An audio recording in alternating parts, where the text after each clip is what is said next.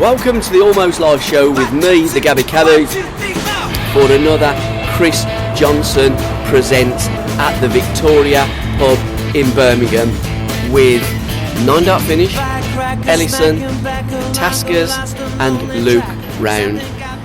Chris Johnson, first up on the show.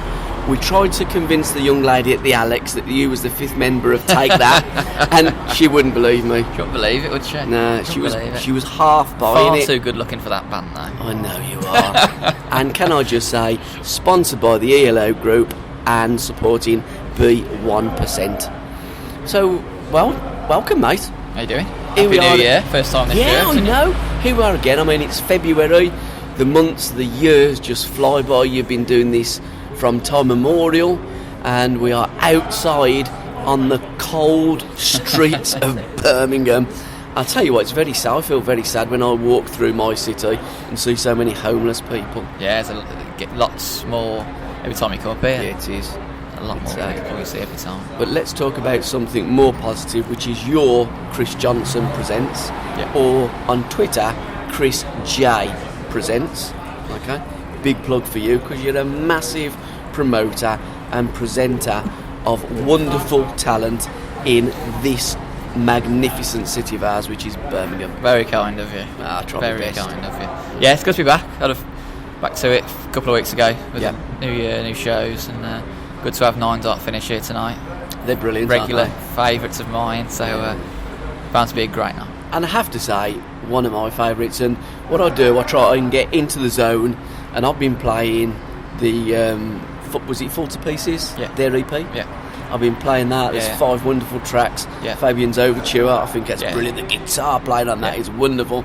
But I love Don't Bother Me. Yeah, superb, great band. Sally's her name. Well, I first met her in the 7th grade. I love them. You have to Daz's job, haven't you? I tell you what, I can't sing. They can. They are such talented boys. They are great lads, and one of the best live bands we've got in Birmingham, in my opinion. I second that emotion as well. You know, they definitely are one of the greatest bands in this city. Yeah. And again, still unsigned. There's still lots of talent in this city. It's like a well of talent. The biggest problem that I have from my city is the support of live music in it. Yeah. It disappoints me. Yeah, there's a lot of really good venues in Birmingham. Yeah, there is. So it's not through lack of venues. No. A lot of great bands, as we know already. Yeah. But it just seems not as much support as there maybe are in other places. Yeah. In the country, which is a real shame because there's a lot of talent here. And the door staff here at the Alexander, just say hello. Say hello to my radio show. Hello. How are you? The door staff, the most beautiful door staff in Birmingham at the Alex. Thank you. Okay, there we go. There we go. You know, she's still not letting us in. Still not letting us in? No, I can flirt with the best. I think she just told him that you didn't take that. Yeah, they're out. Yeah, they'd had enough. I think they wanted the hippodrome. Yeah. Where's the panto? And what's the other guys like? I mean, we know of Elison. Elison is working his arse off at the moment. Yeah, it's great. He's getting out to lots and lots of gigs. Yeah, really good singer-songwriter. He's played a lot of my gigs over the last few years, but on his own usually. Yeah. And he brought his brother on board on keys. Now he's got a drummer as well. So the full band's.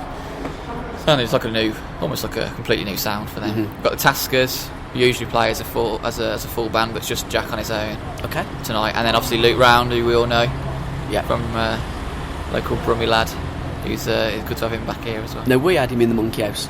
Yeah. Some time ago, and it was Pete Mace. He goes, Luke Round. And every time I said Luke Round, he kept looking round. and it's a great name, isn't it? It is. I mean, that's an absolute shoe-in for a marketing department, isn't it? Luke Round. If you can't market Luke Round, you know. But there are lots of gems. What have you got on the horizon? And let's have a name check for some of the other artists that you've showcased in this city in previous gigs. Yeah. We've got a few gigs coming up as well. Yeah. Featuring nights of Screaming Keys, Rituals, La Vivas, plus many others really over the next few months. Yeah. At the usual sort of here, the Victoria, Sunflower Lounge, the Flapper. Yeah. 3 of the venues that I work at. Are them just the only 3 venues that you do stuff at? Yeah, regularly they are the 3. Yeah. Are you still doing your comedy nights in Kidderminster? Kind of. Okay, Yeah. So there's a few in the pipeline, nothing actually sort of announced, but still. Well, any help you need, whether it be comedy or your gigs, your bands, give us a shout, link us in, and on Twitter and on Facebook, we'll share, we'll retweet, because people like you need and deserve support, because you do a fantastic job. Very kind. Now, we both better get back in, because it is rather cold. It's freezing, isn't it? And you got your pizza to eat as well. I know, that has gone, but you can eat pizza cold. You can. Oh, sometimes better the morning after. Do you know what? I hit pizza raw once, pepperoni. That's another story, I'll tell you about it later. Cheers, mate. Thank you. Mate. Cheers. Walk around a Birmingham bar and one with Chris Johnson presenting Superstars of the Future. You're always going to bump into Elison. That's true. It's Chris's fault. Oh no. It's always, he's just too good to promote her. Mr. Wouldn't Smiley play for anyone Face. else. Mr. Smiley Face, how are you again? I mean, I'm just smiling. Yeah. Couldn't be happier. I mean, I'm stood in a stairwell and loads of people coming past, but I've still got a smile on my face. You always have. You smile more than any person that I've ever known. Probably apart from Michael from Barbados, my former neighbour on Brooks Lane. Michael always used to smile. Was it the place or just the man? No, just the man. Not a great place, just a beautiful man. Well, it was a nice place as well, but a beautiful person. You know, and last time it was at the Sunflower. Tonight it's at the Victoria. What's the difference in the venues? Oh, mind-blowingly different. Really? Yeah, definitely. I think people probably would say they're identical in essence, but they're not really, because the gig room at the Victoria is upstairs, and the one at the Sunny's right underground. So you can see out the windows in the summertime. It's a very different feel, and I played here a lot in lots of different bands and different guys with lots of different people. I've got a lot of memories of this place that are really positive. With the Sunny, I've got a lot of positive memories that were quite negative, really. It's been a place where and it's something about that underground vibe. I like it. I almost like it for those negative memories. Like, it was, horrible things happened, but it was part of the fabric and tapestry of my life that, I'm proud of. But it's that underground nature of the Sunny that makes it a dark and, evil place, in essence, in my mind. Whereas here, it's a much lighter, happier, and it fits a lot better with the project I'm currently pursuing, because it's a much happier, lighter area. This just makes a lot more sense, and the kind of people who want to listen to that stuff want to come here. They like it. It's more mainstream. It's a very mainstream crowd downstairs. People coming in from offices, high-priced beer. It's a very kind of the clientele of potentially who's going to buy my music. They're going to drink down there. They're going to drink in this place. They're not going to drink at the Sunny. Whereas what I used to do in the old days when I was younger, those people would be in the Sunny. So the Sunny fits my past, and this fits my future more. So for me, it's a big difference. So it's nothing about going underground. You don't like going underground? Oh, I love going underground. I've always loved going. I've always been about that. What a great song as well, wasn't it? Too good a song. I was wondering the other day, actually. I was sitting there just thinking, Gabby. He loves Weller. He loves Weller too much. It's a problem. But what's his favourite Weller song? What is your favourite Weller song? There's Solo Weller. Malice. Really? Oh, Solo Weller. Solo Weller. Do you know, I don't know. There's just so many brilliant songs that Paul has wrote and produced. I just think that bloke is a genius. If there is life from other planets, well, I come from another planet, and I just think he's the greatest talent to walk. No, he's a good guy. He's a good guy for sure. I love Weller. But I mean, my favourite's Broken Stones, but it's because I'm an old soul guy. I like my Northern. But I think You Do Something To Me is actually the best Weller song. Like, I think it's kind of head and tails above almost anything else in the world. It just, every time that song comes on, I just can't help but feel something. It's one of those magic songs. I'll tell you what that's one of those songs that makes me want to write music. Yeah, okay. And I can't say that a lot. A lot of songs come on and I go, why the hell am I even bothering?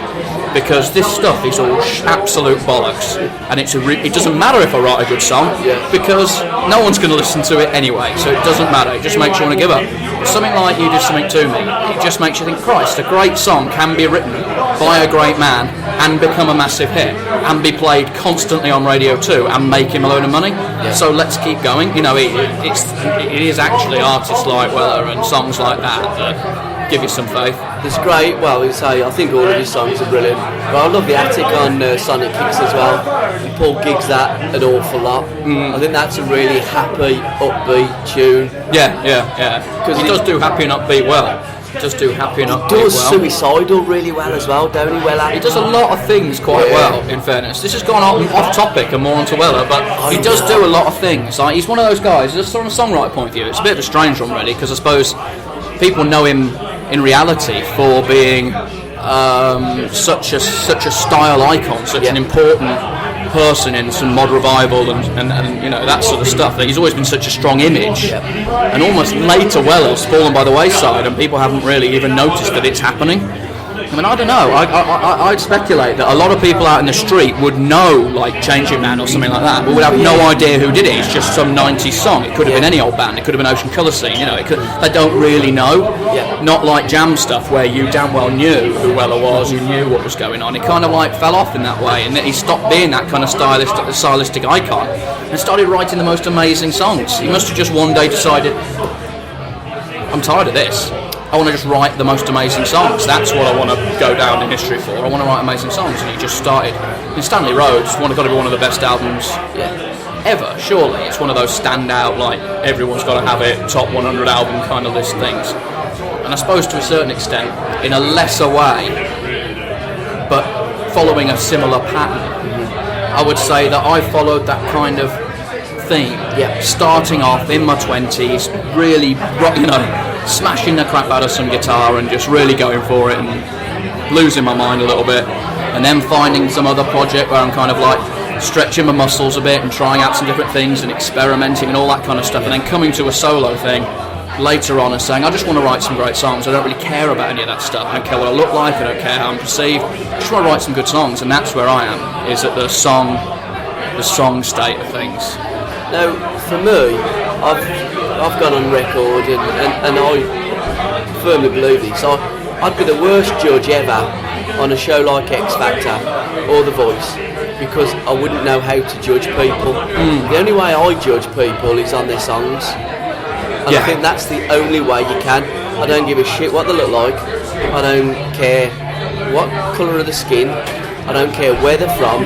I don't care what religion. I don't give a shit about anything other than their music, and that is the only thing that I judge an artist on. I'm with you 100%. I'm with you 100%. It's ironic, isn't it, that we live in an age where the song is so unimportant in reality. Like, it's not important at all. Like, image, style, you know, marketability, those things are top. But just grab some song from the past that no one's really heard for a while, pass it off. Half the people who listen to it have such little musical education that they won't even know it's a cover. I mean, that hasn't been happening. That's not a recent thing. That's been. I mean, I used to DJ in Snobs years ago, and one of the things I liked to do most of all was finding songs that people really knew, even right from the past, and then playing the originals to them. And you'd be amazed at what people didn't know were covers, you know, because they're such massive songs, like Heard It Through the Grapevine. You know, everyone thinks it's just Marvin Gaye, that was all it was. His didn't even come out first. The first one that came out was sung by a woman, it wasn't even sung by a man. Like Respect to Aretha Franklin, originally an Otis Redding song. You know, it's just like all these songs that are actually covers. Even back in the 60s, that was how the game worked. And it's just the case that songwriters hide away in little rooms, you know, just... Yeah, they do. Milling about, and I mean, it's a funny old game. I read an interview with a songwriter quite recently, and he said that he literally comes down, meets up with the artist, and he's got to have a song written within hours. Like, he's just coming down, he just has to do it, and he's under such pressure for it to be a hit song. He just has to hit those kind of, it's got to have that thing, because this artist expects that. It's got to have that thing, it's got to have this hook or that key change. It's just writing songs by numbers, you know, it's just colouring in. It's a horrible industry at the moment. It really is, for anybody who actually wants to make any music. Fortunately, all of us that do want to make music we don't care at all if we make any money. We have to make music, so we keep doing it. And people who want to listen to independent music can listen to independent music for free. You could go out, start listening to music today, never stop listening to music till the day you die, and never pay a single penny for doing it, because it's all just freely available by people who want you to hear their music, and ultimately that's all that matters to them. Not that anyone does it. So what matters to us on SRB Radio, we're 24/7 music station. What matters to us is getting that music out there, and then ultimately people buying it, because that's what has to happen. The artist has to be paid. The artist needs to be paid, because if they don't, the art dries up and it dies. It does dry up and it dies. We all stop earlier than we should. Yeah. I'm one of the late ones. I'm 36 and I'm still doing it. Most of my peers, when I was 20 years old, all the people in bands around about that time, they've all stopped. Not all of them, there are some still going. And we're all pretty sad characters, because we're all in our late 30s and we're still doing this stuff, playing these venues, and we're still doing it. But those of us that are, committed to just doing it forever, we'll just do it forever, regardless of whether we're sad, because it's what we like to do, and we've got to the point that we don't care whether we don't care about people judging us. We just don't care anymore. So we just keep going. But you're right, it would be lovely if we could all get paid. We try our best. I check my Spotify account every day to see how much money I made. I'm up to $73. $73 I've made ever. And that is really good. Like, no word of a lie. That is like thousands of plays to get my $74. Just thousands and thousands of plays. But it doesn't mean a great deal, $74. But who's making the big bucks out of that? These bastards that are playing the music and taking the lion's share and giving you the crumbs. It's all arse about bollocks. It's all wrong. It's all putting the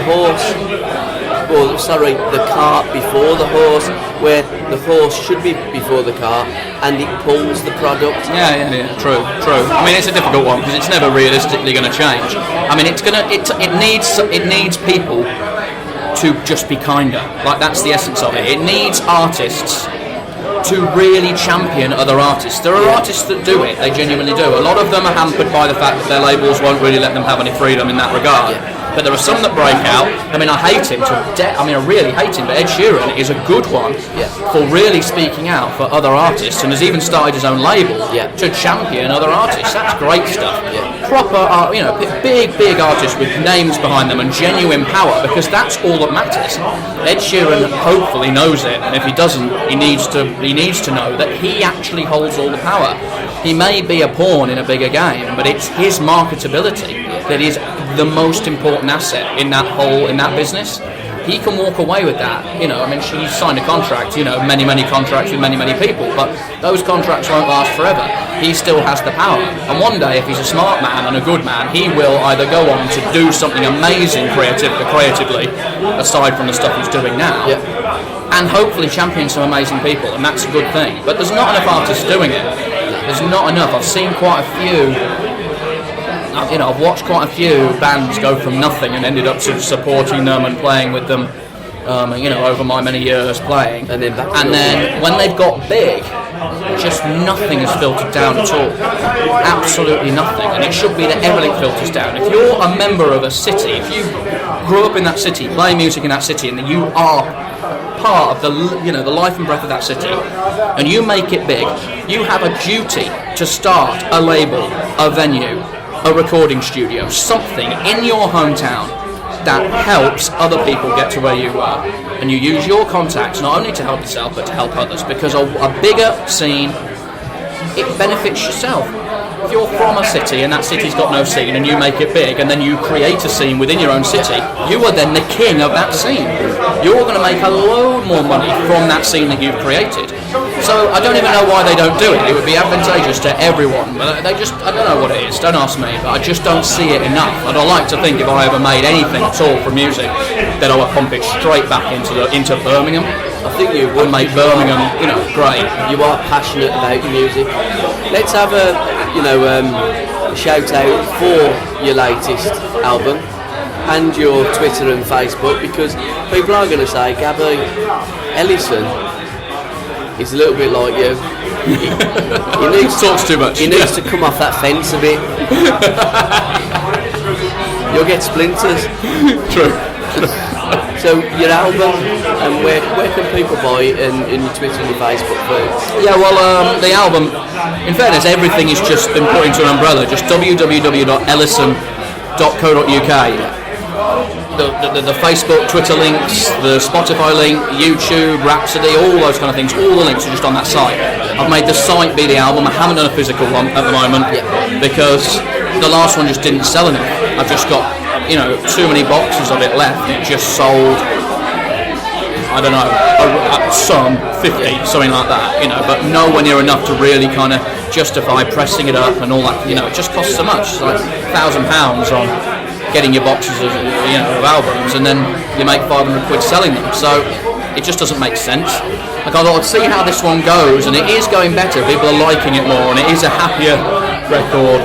It is higher quality. It's moved on. I keep getting better. I keep trying harder. So I'm hoping this one will go a bit better, and I maybe holding back on the physical release might get people a bit hungry for it.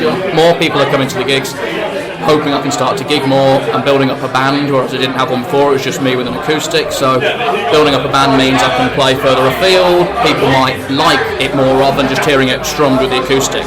That's fine if you already know a song. Hearing an acoustic version of a song you know is great, but hearing an acoustic song on the off, it's difficult if it's a fully produced thing on record. So it's kind of all building in the right direction. I think I will do a physical one later in the year, but hopefully there'll be a market for it, So. And the title come out of a weekend away with your young lady, didn't it? It did indeed. Well, a week away with the young lady. A week we actually survived.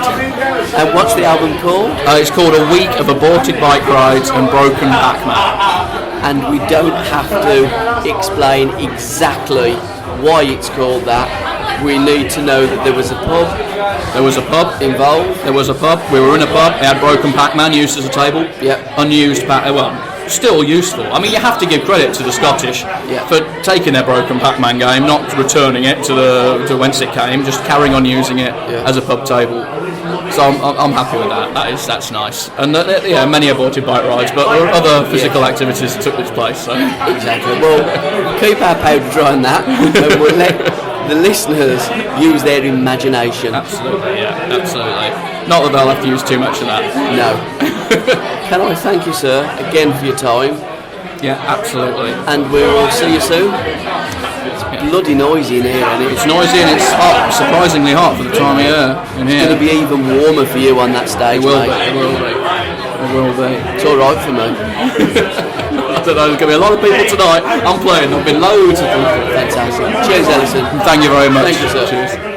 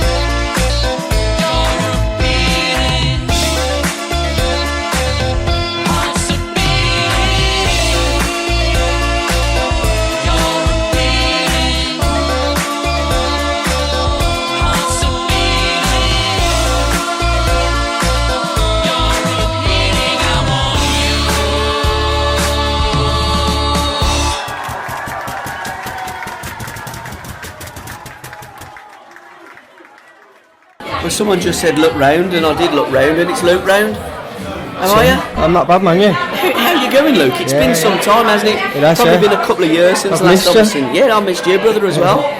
Tell me about what you've been doing like recently, and because you were in a band, you were out of a band, you were like solo.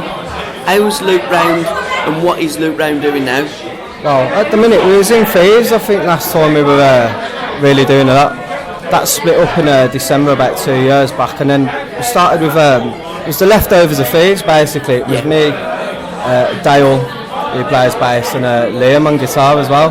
Last year we spent the whole year gigging and stuff. We've done a couple of festivals, done a lot of Shard Fest as well for Adrian, and towards the end of the year it started to fizzle out, but me and Dale kept it together, and this year we're kind of getting a bit stronger now and bringing a few more members back into it, and hopefully we'll be gigging again this year. But other than that, I've just been in between that and my solo stuff, just sort of cracking on with it. How's your solo stuff going? And you've got your own YouTube channel, I noticed the other day on Facebook. Yeah, it's the solo stuff's going alright. I kind of put it on the back burner when we was with Spaceman, but we've been on like a bit of a hiatus at the minute since last year. But I've just been trying to do my own thing in between that. But we're kind of getting stronger now as a band. We've been working on a lot of stuff. I'm going to play a few of the band stuff tonight. And it's just been in between, to be fair though. It's not. It's hard work, isn't it? It is. It's hard trying to balance it as well and trying to get people out all the time. And it's just a hard business, I suppose. You probably hear it from everyone, trying to get people interested. Yeah, and I agree. just to get people out of the race as well, to listen to stuff that they don't really know. And they'd probably love it if they came along and had a listen, but it's just getting that sort of word out there and getting people along. That's kind of what it is. And it's also very important for local radio stations to back the local artists. Yeah, definitely. Apart from internet, I'm not seeing that happening. Nah, but that's it. You've got your obvious mainstream stations who, as you know yourself, they just play a playlist. What is it, 10, 12 songs over and over every day. And it's, you know what I mean? That's what I mean. And like radio stations like yourselves, they do a lot for us. Like Chris as well, I know he's always plugging it along with you as well. And it does need more as well. That's the thing. Like one station, I don't think, or two people can't do it by themselves. No, they can't. And I mean, as much as you want to do it, there's however many million people are going to be out there. It needs a whole community to try and plug it together. Yeah, it does. I mean, artists, we do as much as we can, like writing songs and stuff, and I suppose for us that's the easy bit. The hardest bit is trying to get people to listen to it, and that's kind of where you make that dead end then, if you get what I mean. 100% I agree with that, because really and truthfully, the hardest thing is to get the pen and to write the song, but at the level that we're all working at the moment, that is the easy bit. The hard bit's getting the damn stuff played. I think it is. Look, I get what you mean. I think for us at the minute, because we're sort of we're into it, you know what I mean, and we love writing music, so we write songs every day. But then it's a bit disheartening then when you go out and play them to 3 people. Yes. And well, I suppose everyone wants that dream to be playing at stadiums and stuff like that. But it ain't even that. It's just, even if that one person though that might be there listening appreciates it and gives you some feedback on it, then you feel like your job's been done for the night. At least you've reached out to at least one person. But if you're going to make it anywhere, I mean, everyone wants to leave the job. Yeah. It's a dream, isn't it? But really, it ain't all about the money. 100%, it's not about the money. It's just really you want people to appreciate it. You could earn nothing if 100 people says, "Oh, your songs are brilliant." I wouldn't even care if they bought them or not, as long as I appreciated it and realised the effort that does go into it to try and write these songs. Yeah, absolutely. Again, totally agree. Artists need support. Artists deserve support. You probably hear it 100 times a day off every artist you probably speak to at our kind of level. Everyone's the same. It really is. It's just such a tough business to try and break into, and I suppose some people are alright because they've got people in the right places that can do stuff for them, but others haven't. And not everyone's lucky enough to have that kind of break. We're all doing what we can. But that's what we do. We try and help the ones that need the help the most. And when people are like really, really big, we tend to not, be on top of that. So we're always looking at the next. We still do play, obviously, a load of old classics, and we do tweet up and link up with some wonderful bands that Imagination and Shalimar, for instance, that are two that I loved in my youth, and we've linked up. Sister Sledge is another one. But we're all about finding new artists. It is, and I know what you said, we do need more people like yourself and Chris and like Adrian as well. I know he tries to do a lot for like the local sort of bands, and what he's doing with Shardfest as well. I know he's bringing in some bigger bands to attract like publicity for the event, but he's still giving chances to like younger up and coming bands as well to get involved, which is a good experience for us as well, to be up with them sort of people that have been round there, you know what I mean, sold records. Exactly. And it's a good thing, but it just needs more people out there. And the changing rooms as well, you've played St Andrews? Yeah, I've done it a couple of times, which has been odd, being a Villa fan. I was going to say, usually in the way end, your son. Yeah, you're just getting bottles chucked at you. And now you're getting compliments thrown at you? It's been a good vibe though whenever we've played at St Andrews. It's always a good crowd, and they're always going to be up for it. Yeah. And I don't think they care. You support at the end of the day. You're giving some entertainment, and we got a lot of good hospitality when we're there as well. I mean, we get the boxes and all the director's seats, so they do look after us. And it's nice as well because you feel like a bit of a celebrity, even if it's just for a few hours. It's good publicity as well. Do the Villa do stuff like that as well? So I know they used to do stuff with bands with their kit launch, didn't they? Yeah, they do. I think what they look for is people that have got contacts as well though within it. The one good thing they do though is like for my son's school, they have days when you can take them for like £1 or you can get an adult in for like £5, which I think is good, trying to get youth into football. Because a lot of kids now, you'll probably see them supporting Man United and probably Man City more nowadays, isn't it? And they live in Yardley Wood. Do you know what I mean? Where's that coming from? Whereas we've always been brought up to support your local team, however it is. You support them. To be fair, Luke, in my day, you'd have people in Birmingham supporting Leeds because Leeds were big, Liverpool. So kids, and a lot of kids have always liked to jump on the back of teams that are very good and very successful, and people like to do that. Anyhow, I think you've been cool because you've got to go in and gig at Round Luke, isn't it? Your Twitter feed. That's the one, and your website. If you go on SoundCloud, it's lukeround.soundcloud.com. Right. Or if you go on SoundCloud and just type in Luke Round, you'll see all my stuff on there anyway. Well, you better Luke Round now because the gaffer's shouting for you. Cheers, Luke. Thanks, mate.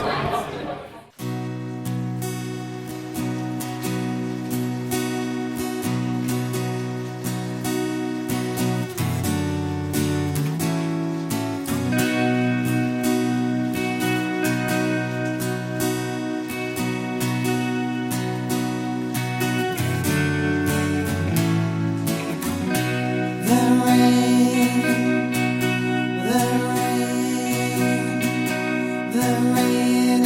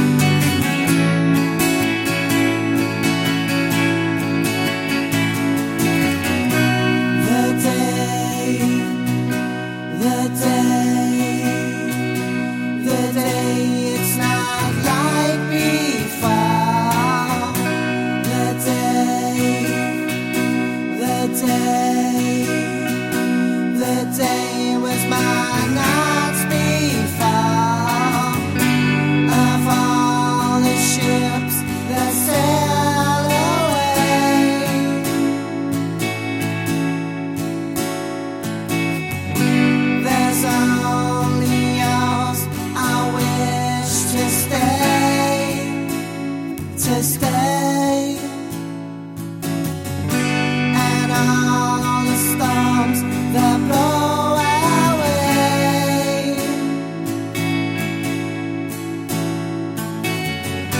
will see them off always. I can't wait, I can't wait.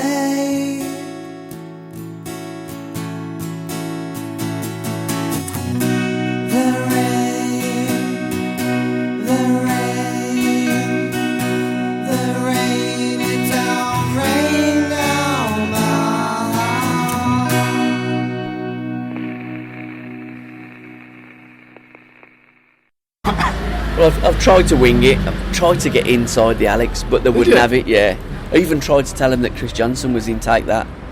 Didn't believe me. But there are three young men here that are in 9 Dart Finish. Daz, Hello. Andy, Hello. and Mobsy. Evening. How are you? We're good, thank you. Yeah. It's been a while since we hooked up last time. One of the members has got married. That'll be That'll be me. Yeah. It does. Yes. Been married. Nightmare. That's all good. Yeah. Divorce pending. And I'm taking it you haven't got married. No. And are you still attached? I am still married. Oh, okay, fair play. So let's talk about your music. The last time I hooked up, you'd got your EP out. Yes. Fall to Pieces. Yeah. You haven't fallen to pieces. I think you're getting better and better. Oh yeah. And Sally's a name. I first met her in the 7th grade. We've had some great feedback from the tunes off the EP. It's gone really well. We're going back into the studio with Gavin. Yeah. Next month. We're going to do another 6 tracks. Yeah. And once they're done, we're going to add them to the existing tracks off the EP. Yeah. To do a proper album. So it'll be about 12 tracks. We may do a few more tracks or something. I wouldn't. I'd leave it at maximum 11. Would you? I think that's a great number, yeah. I think sometimes bands put too many on an album and they get 13, 14, 15. Leave a few over for your next album. That'd be my advice. I wouldn't do 15. That's way too many. Exactly, yeah. No. I think 11, 10 or 11's great. On Saturn's pattern, well, I've done 9. So I think 11's great. And I tell you what, them 5 tracks you've got are absolute blinding. Thank you. Thank you. We do our best. Seriously. I mean, we've linked up now with hundreds and hundreds of bands. We've played thousands and thousands of songs, and your material is as good as anything that we've heard on the Biscuit Boys show and on SRB Radio. Brilliant. Well, we've got some new tracks as well that we're going to be recording next month, and I feel personally that they're at least on par. I think they're probably better. Yeah. I like to think that we're progressing, and I can't wait to get them down and get them out there. Who's doing all the songwriting these days? It's all of us, really. Okay. One person comes up with an idea, maybe a riff, maybe just a vocal hook. Prime example, Kicking and Screaming, which you'll hear later on. Okay. Was actually Andy's little guitar he recorded at home, and then me and Darren just went right then, flew off with it and made a completely different animal. Yeah. So what the original thing was, very different animal. Even the chords are different. But if you hadn't done that little riff song, if he hadn't done, it's a completely different song. It started out as, and we heard it outside. We went out for a cigarette, and he said, "I've got this," and I went upstairs and worked it out. And Chris come in, and then by the time Andy come back in, it's a completely different song. But if that hadn't happened, that song wouldn't have been created. So it depends what you mean by writing. Yeah. It's all ideas, and then they just go off on one. They get jammed out, don't they? Yeah. You know, like sometimes it's really organic. Sometimes the songs that we've worked on, and they've kind of been on the back burner for essentially like months, and we think, I'm not sure about this song, and we keep plugging away, playing it, and just playing it once or twice a week, and then eventually we're like, actually, now we've just tweaked that a little bit. This is actually a good song, and that's how they happen. But then other ones, we'll turn up at practice, like that one.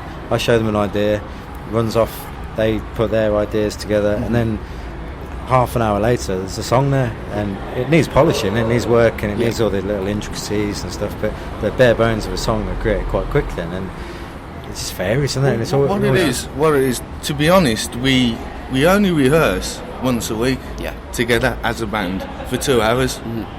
So we've got all the existing songs, Yeah. and then it's sort of like, well, let's put them to one side and let's just jam out for an hour because we don't get long. Yeah. And because we don't get long, I think it keeps it fresh as well. Because if you had all this time Yeah. to rehearse and jam You'd and only stuff, piss about, wouldn't you? you'd end up pissing about and nothing would get done. Because the clock's ticking, it's sort of like, right, we've got to be done by 10, we've got to be out of here, and this, that and the other. We try and get our heads down and we'll jam, and okay, we've got that, we'll record it on my phone. Yeah. Blimey, what's it, the fire drill? I know, yeah. You alright, mate? Fucking hell, Yeah, Jasper we'll Gaddis. record it on my phone so we remember it, and then we'll come back the next week, play it back, and we'll carry on, and we'll build on it every week. And you know, we got about 3 or 4 songs on the go at the moment that haven't been finished or anything, but Yeah, we'll just jam bits and round them, and then every week we'll add to it, or take something away, or rearrange it. Fabian's Overture, who played the guitar solo on that, it's brilliant. Me. Really? Yeah. That's wicked. Thank you very much. Seriously, that is a wicked guitar solo. I was listening to that today because coming out to interview you and coming out to walk up again, I like to listen to, and I had it on. So what I do, I listen for several hours. Okay. And my favourite is Don't Bother Me. I think course, that is banging. No, it's That's a number one hit, you know. Oh, thank you very much. In any country in the world, in any money, that is a number one hit. Just getting the exposure, isn't it? Yeah, it is. That's your problem. That's all it is. And if people listen to that, millions and millions of people, the way I look at things is, my ears, I love certain things, and everybody's ears are different, but there must be 1 million people on this planet of 6 billion that have got similar ears and likes to Oh, yeah, me. definitely.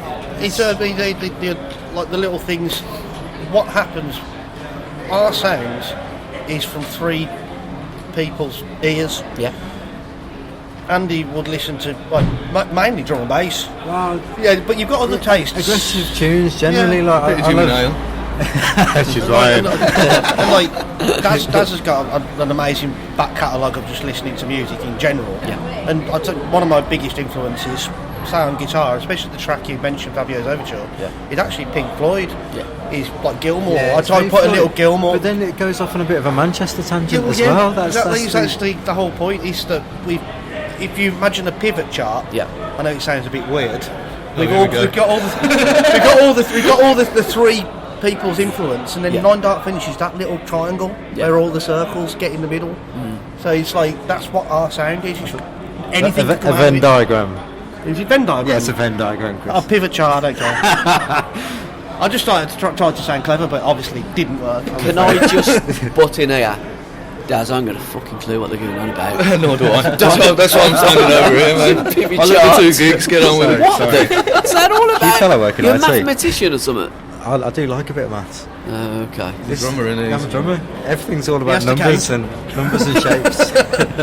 Yes, the case. That's why I play the drums. Can't cope with electronic stuff where you've got knobs and dials and switches and I need to hit things and it's count to 4.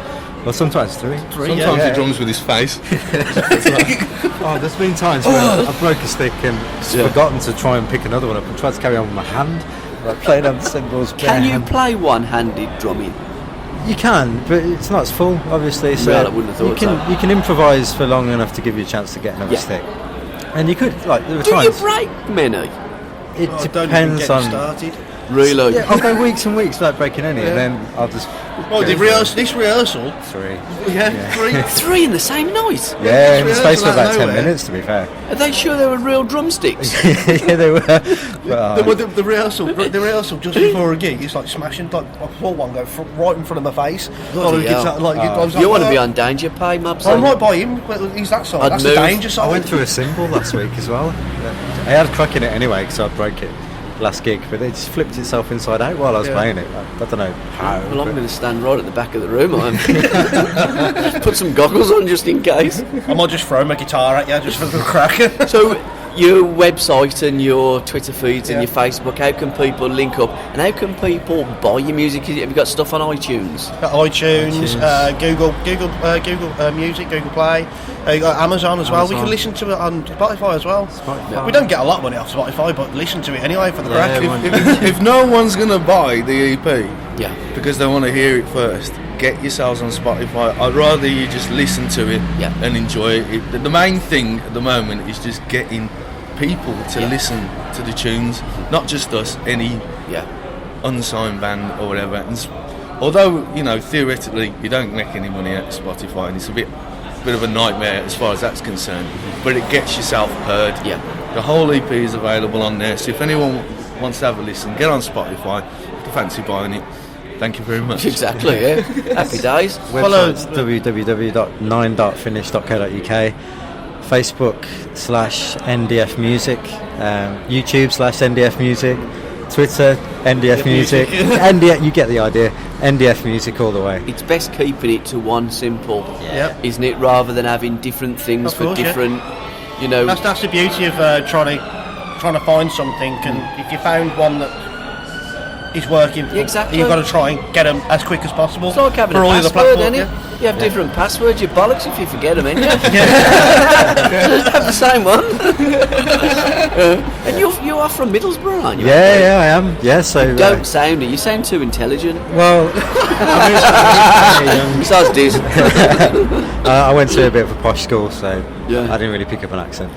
But Okay. I can do a bit. I can do a bit of Northern. I didn't realise there was posh in Middlesbrough. No, it was in Birmingham. Oh well, there you go. That's not really posh though. What school in Birmingham? I went to King Edward's, Edgbaston. There you go. that's So posh, there you go. isn't it? Much. Now look at him. Breaking drumsticks. Making drumsticks, playing with my hands. Yeah, absolutely. Yeah. But yeah, we're doing alright in the footy. If I you was want to going to talk say, footy. your parents' money is well spent on you, Andy, won't it? Well, got a scholarship. It's alright. Don't tell anyone. So, what's next? What's on the horizon? Have you got festivals lined up and stuff? Yeah, we've got one coming up in Shirley. There's a big ale and Shirley. Is it Shirley? Sturchley Beer Festival, I think it is. No, it's Shirley. Is it Shirley? It's Is the it? Round Table. Okay. Yeah, sorry, it's this big beer and music festival That's in going May? on. That's in May. There'll be details going on the website soon. Yeah. There's we're just Hopefully waiting to confirm an August Bank Holiday one as well, and then there'll be gigs dotted around. There's one at the beginning of March. We've got gigs booked up throughout. Just get on the gonna website. be Basically, busy. we're going to be busy. Yeah. And what about the recording? That's the And key. what time really. frame will the album? What are you looking at? Towards the end of the year. Okay, so you're looking around about but Christmas. It'll be. We're going in next month, but it's the first initial session. Sure. We're just getting the drums down, Yeah. getting everything down, and then we'll go back again to put the vocals on and all the overdubs and all that kind of And stuff. obviously keep your eyes peeled for a brand new promo for Fall to Pieces, the actual title track of the There's a EP. video going up very We soon. ain't done a video for it yet, and everyone loves it, and we ain't got a video, which is annoying. 'cause Considering you guys, it was in your top 20 of 2015 after all. Yeah, so- so we need to get a video to get it on YouTube, and you know, people like to watch things when they hear music On the now. phones when they're travelling around, just get on YouTube, NDF Music, that'll be up there. Yeah. You can see in the city up there, Fabio's Overtures on it. Yeah. And then once we got the recording all finished, there'll be photo shoots, there'll be new videos for the couple of the tracks that we'll put out as well. But as I say, it's going to be over the summer towards the end of the year when everything kicks off again. Where are you going to be cutting the video? Do you know? Don't know. Well, it's not necessarily going to be one place. Okay.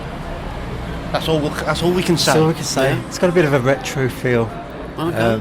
Has it got a biscuit feel? What do you want, like a bourbon in there? No, Just like one you know. shot of a bourbon. Could have. There is a shot of me with the Biscuit digestive Boys. and I'm crumbling it over That's my the naked question. chest. What is your favourite biscuit? You know. Oh, that's a good question. I'll That tell is. you. And I was quite upset with all the floods because in Carlisle, that's where the McVitie's factory is.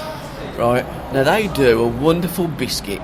Right, it's a chocolate digestive with caramel in the middle. And I'll tell you what, And they like that. what happens when you get older? You wake up to go for a piss, don't you? Do. So I then go down. anyway. Yeah, yours is through alcohol. Yeah, true. Very true. At least you wake up. Oh, I do. Ooh, nice and Mrs. One happy. And then, alright fella, how you doing? I'm fine. Good. Are you in Nine Dark Finish as well? Excuse me, sir. It's alright, we're doing an interview here with the band. Can I sing a song? Go on then if you want to. It's not unusual to be mad with anyone. It's not unusual to be sad with anyone. Superb. But when I look into her eyes and yes, we'll know. It's only you can, yes, that we will know. It'd only be our interview. Can I thank you very much, sir? What's your name? Mr. Williams. Thank you, Mr. Williams. That was an absolute pleasure, sir. Thank you. No problem, sir. Top man. Have a good evening. Good evening, mate. Yeah. Only on a 9-dart finish interview. Only on a 9-dart finish interview. You do get loads of randoms round here, though, don't you? Including us. Well, you see, this is the nice thing, isn't it, about, you know, proper, down-to-earth, you know, interviews, organic. We never know what's going to happen. Very Especially when you're outside the Alexandra. yeah, absolutely. That was the manager. Oh, dear God. It's all about the music. For the love of music. Oh, yeah. Have you seen the Dutch guy, by the way? He does YouTube videos. Which Dutch guy? He's Dutch. He's a big lad Yeah. with no hair. And every Thursday his YouTube show drops. I'll send him your stuff over. Oh, why not? Yeah? Yeah. You know what I mean? Yeah. Every little bit counts, don't it? Yeah, So he currently, That's the Darren, Dutchie. he's vaping, Darren is. He's Yeah. giving up the fags. I'm quit the fags. How 3 long you weeks been- in. 3 Is it weeks 3 in. weeks? Yeah, it's hell. I don't know what you did yourself. That's all right, actually. Right then, boys. Nice one. Thank you, Gabby. Thanks for your you very support, much. Yes. as always. Yes, thank you very much. Nice one. We Thank love you very you. much. Well, we love you as well. Stay tuned. We'll get on the show one day. We'll come into the studio. Might have a hand Give cover you for a that. bit of a tickle, mate. Seriously, you'll have to. Bring the guitar in. Yeah, we'll have a yeah. play, bit of What, acoustic what jam or we're something. what we're going to be doing as well is we've linked up with the studio, so-called studio. You're on, Mr. Williams. Excuse me, sir. Can I sing another song, If sir? you want to, mate. Yeah. People, better realise, y'all. People, you need to step up, y'all. Realise, everybody, break it down, y'all. Believe in yourself. Everybody, helping hand. Help the boy out. Come on, Just let's a- have a bit of backing vocals here. Well, ladies and gentlemen. Come on! Let it be box! Yes, come on! Come on, have a I can't even do it, man. Come I on! can't beat Go on, it. Andy. White for beatboxing. Come on! Can you beatbox, Mr. Williams? Come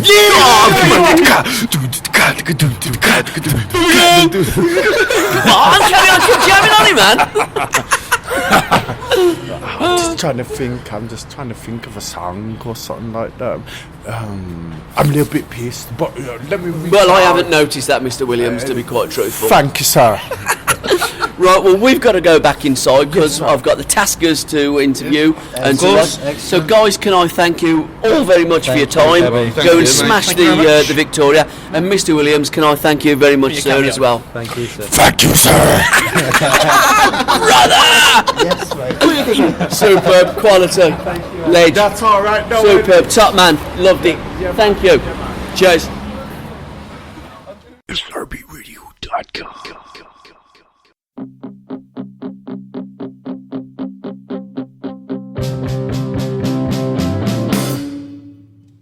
Sally's a name.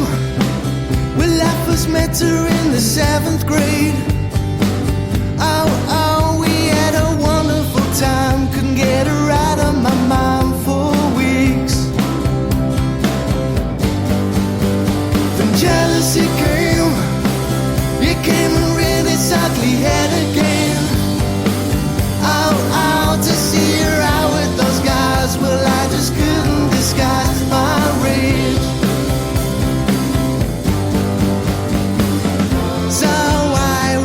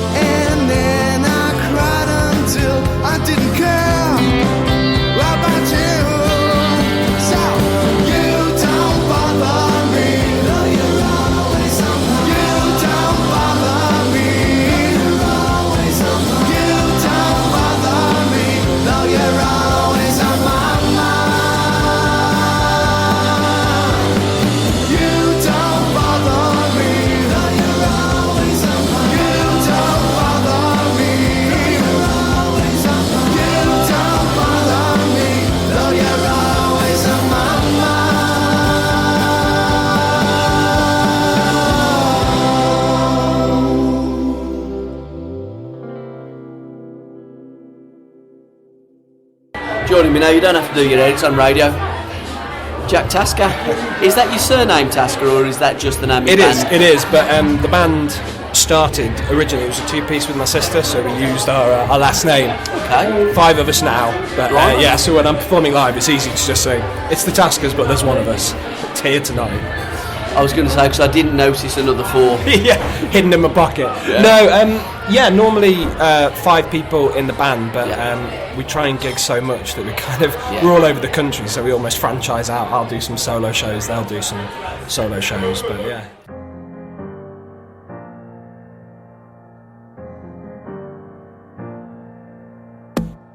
There's nothing else I can see. Nothing else I can see. How was I to see you looking at me? How was I to see you looking at me? I'm looking at you now.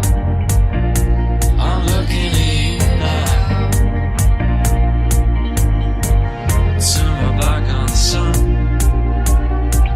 Turn my back on the sun.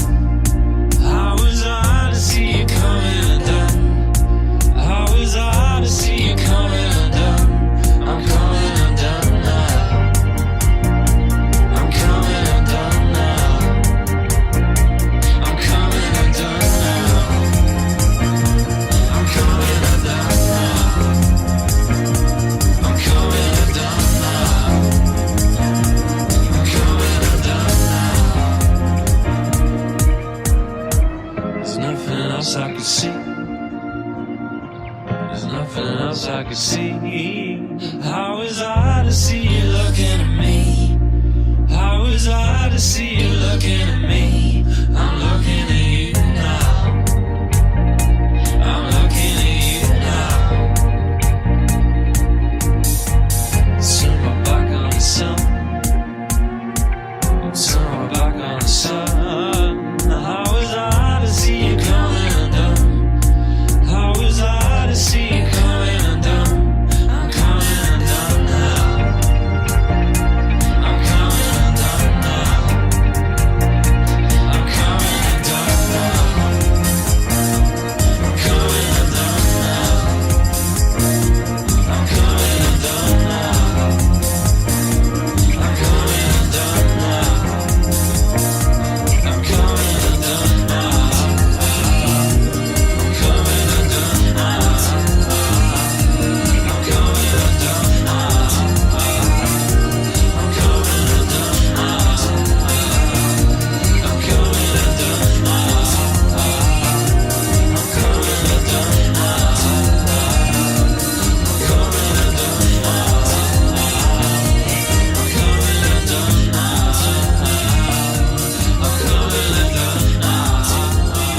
I'm coming undone now.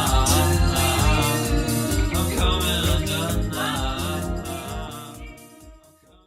So the dynamics of the band, obviously you've got a drummer, you've got a bass guitarist, and you've got... violin and cello as well. Okay. Yeah, I don't know, when we started as a two-piece, we were really grungy, very loud, kind of early 90s stuff, and I always was saying, I want a cello over the top of this, and finally found one, and then found a violin as well, and they kind of mellowed us out a bit, because if you try and play a cello distorted all the time, it sounds a bit messy. I would imagine it does, yeah. But no, so we've kind of really mixed it up and done lots of different stuff. But it's quite nice to come out and play solo as well sometimes and just try and test the songs. Do they stand up as just chords and a voice? So, radio play, etc. You're different, aren't you? I mean, by definition of having a cello and a violin, that's not your usual makeup of a 5-piece band, is it? It's good to have that diversity. Yeah, and we have found that sometimes when you pitch stuff, certainly to maybe things like BBC Introducing, where they're expecting maybe a certain kind of rock sound, and you go, well, this is going to be rocky, but there's going to be a string section as well. You can kind of, sometimes in a good way, sometimes in a bad way, catch people off guard. But I think it's, I personally like having something a bit different. I think that's what gets you noticed by people. So I'm happy that sound is there. So who else is in the band? Let's have a name check for me. So name check, drummer and other singer is my sister Sophie Brett Tasker. Bassist Jack Rennie.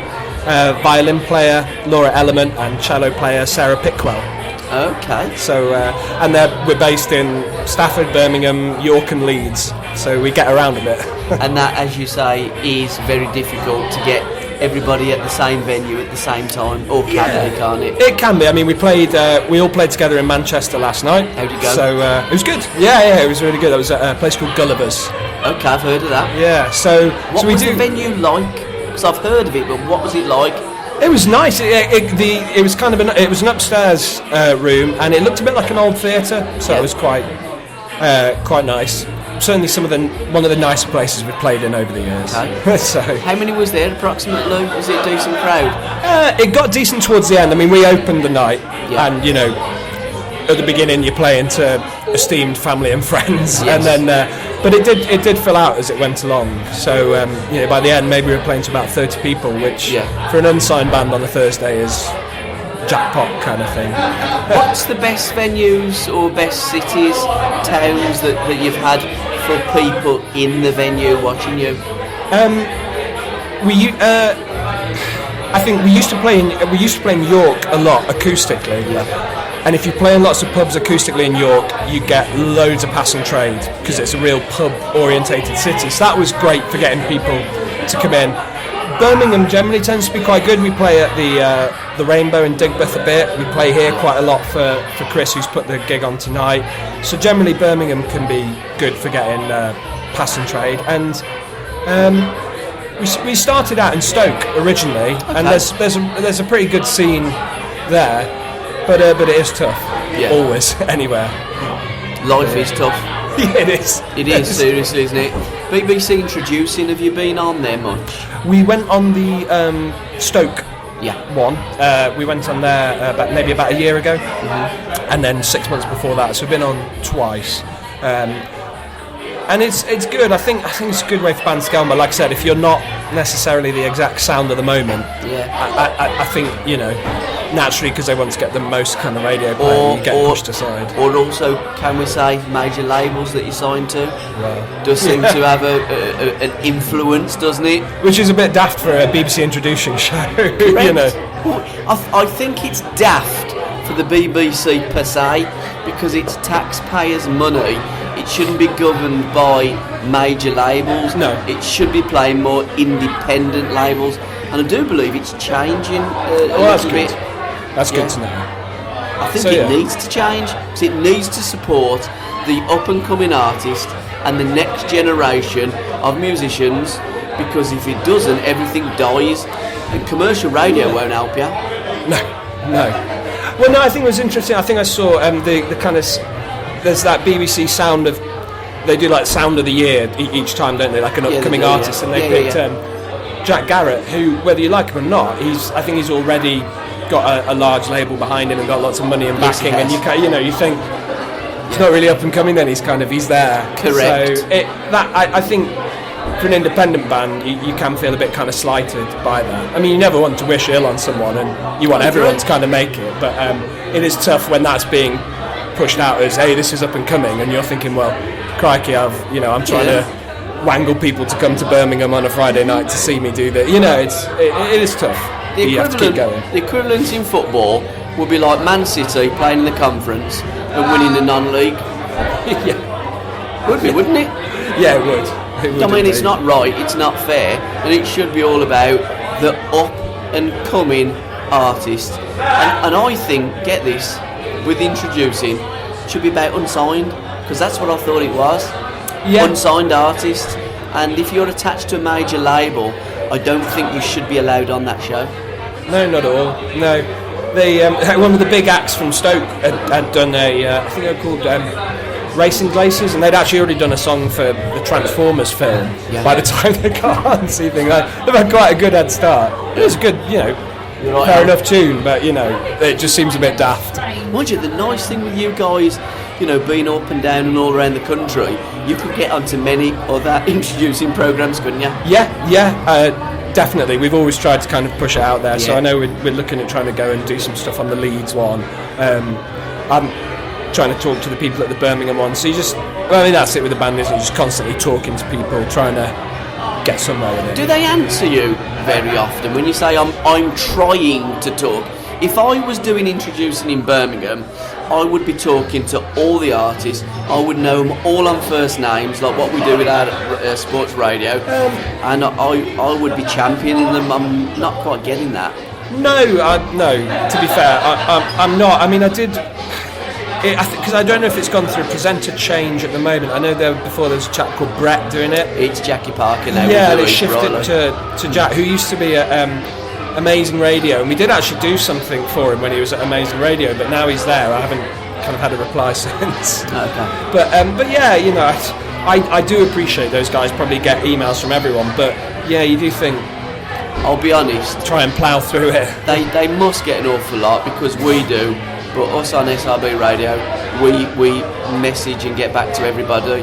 Yeah. We do a 24/7 music channel now, and on our rotation, on our playlist, we've got over 2,000 songs. That's brilliant. And we play and support, and all of the musicians that we've linked up with are all friends. Yeah. That's the way we work. That's the way it should be. We work with you because we love you and we love the music, and I just wish other people would do that. Yeah. And come out on nights like this, support you and cut radio shows. But I've been doing this for about 2.5 years. I've not seen the evidence of it in mainstream. No, there's a lot of dedication from kind of radio shows where people just kind of hustling, doing it themselves. There's a really good scene for that in North Staffordshire. There's a radio station based in Leek that tries really hard to push local bands. And actually, I respect what they do more than I would say, a BBC introducing or something, because they do their research, they get behind the bands, like you say, they make that connection, which is vital to creating a sustainable scene of new music. Totally agree.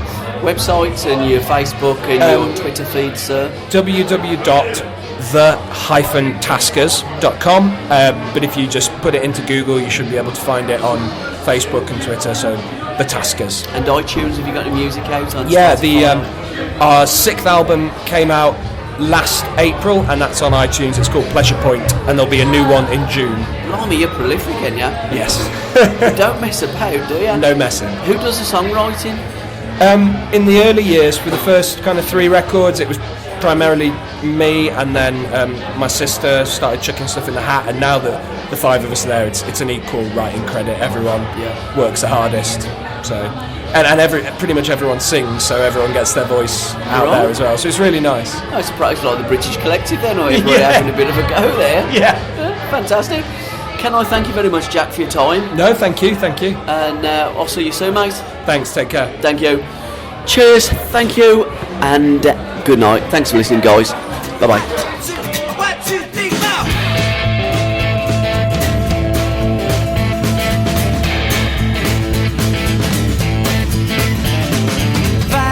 Smacking back along a lost and lonely track, 'cause I think I've been trapped inside the web of my own truths and lies.